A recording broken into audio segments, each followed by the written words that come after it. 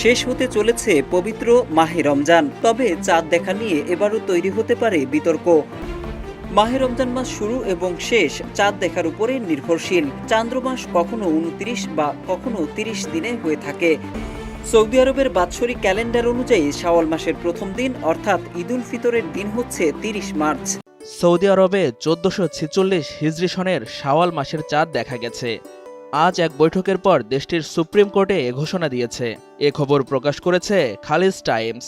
এবারে ইসলামের পবিত্রতম স্থান সৌদি আরবের মানুষ 29টি রোজা রাখলেন।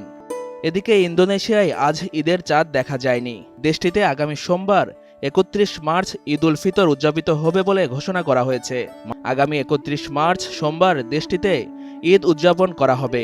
সেই হিসাবে এবছর 30টি রোজা পালন করবে মালয়েশিয়ানরা।